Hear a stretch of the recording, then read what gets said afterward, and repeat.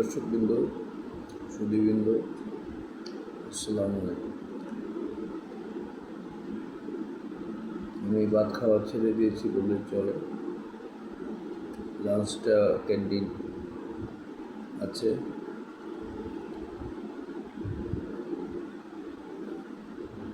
5 দিন ক্যান্টিনে খাই। আগে খেতাম না, এখন খাই, যেহেতু খাওয়ার মান ভালো।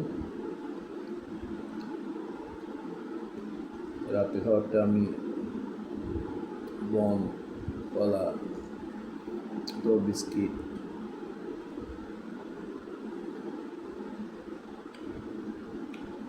আগে জুস খেতাম। জুস খেয়ে আমি অনেক ক্ষতি করে ফেলেছি, কলা শুকিয়ে যেত, তাই জুস খেতাম। এখন আমি জুসের ধার ধারি না, পানি, বন, বাটার বন খাই, যেহেতু একটু সুগারের দরকার তো আছে, শর্করার দরকার তো আছে, যেহেতু আরও সুগার করার জন্য আমি আগের সময় একটা খাই, খেজুর খাই, কিশমিশ, এগুলো দিয়ে বন, পাউরুটি এসব খাই। আর ইনসুলিন নেই, দিনে 2 বার। অন্যান্য ওষুধ আছে, হার্টের ওষুধ, কোলেস্ট্রলের, ডায়াবেটিসের ওষুধ, ইনসুলিন, গ্যাস্ট্রিক আছে, আরও কয়েকটা রোগ আছে। আমি 4 বার মতো ভাত খাইনি, হয়তো সপ্তাহে 1 বার বা 15 দিনে। দেন অফিসে জয়েন করার পরে অফিসে যেহেতু রান্না হতে পরিষ্কার পরিচ্ছন্ন খাবার আয়োজন আছে, খাচ্ছি। রাতের খাবারটা আমি হালকা খাবার, ফলমূল দিয়ে চালিয়ে যাই। ইনসুলিন নেই আমার পরিমাণ মতো, ডায়াবেটিস মেপে সুগারের পরিমাণটা দেখে আমি ইনসুলিন দিই।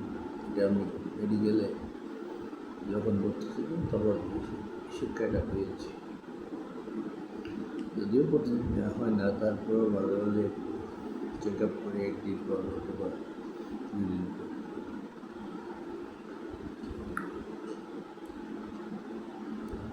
এখন আমি একটা কলা খেলাম, একটা বন খেলাম, একটা কমলা খেলাম, দ্যাটস এনাফ।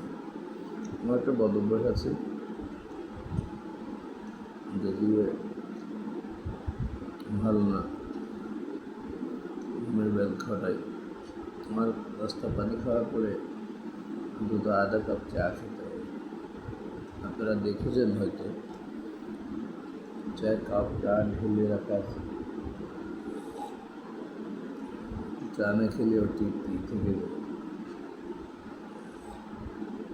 চা উইথ কফি অথবা কফি অ্যালোন অথবা টি অ্যালোন, এসব।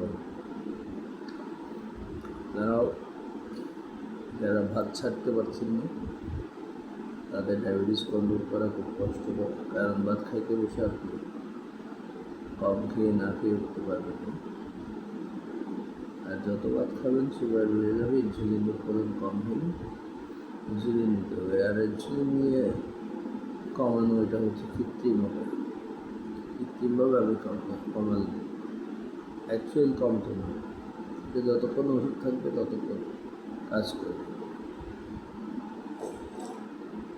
যতটা পারেন ভাত অ্যাভয়েড করেন, অন্তত দুপুরে খান, রাতে খান, অন্য কিছু দিয়ে চালিয়ে যান। যাদের ঘরে পরিবেশ আছে, রুটি বানানোর মতো ব্যবস্থা আছে, আটা রুটি খাবেন, ময়দা রুটি খান।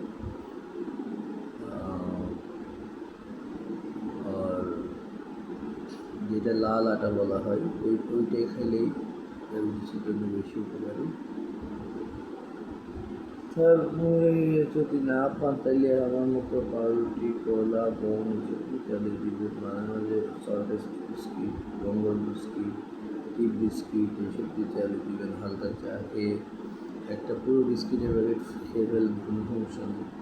5 টাকা 10 টাকা, 10 টাকার বিস্কিটে আপনার 10টা বিস্কিট থাকে না, এটা এত বড় প্যাকেট না। অভিজ্ঞতা থেকে বলছি, সবার সুস্বাস্থ্য মঙ্গল কামনা করছি, দেশের ও বিশ্বের নিজের এবং দেশের শান্তি কামনা করছি। বিশ্বে শান্তি প্রতিষ্ঠিত হোক, বাংলাদেশে শান্তি প্রতিষ্ঠিত হোক, ন্যায় বিচার প্রতিষ্ঠিত হোক, ন্যায় বিচার বিরাজমান চলমান থাকুক, অন্যায় অনাচার দূর হয়ে যাক, এই কামনা তো করতেই পারি।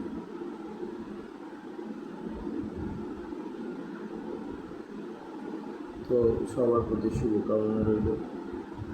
শুভরাত্রি। আসসালামু আলাইকুম।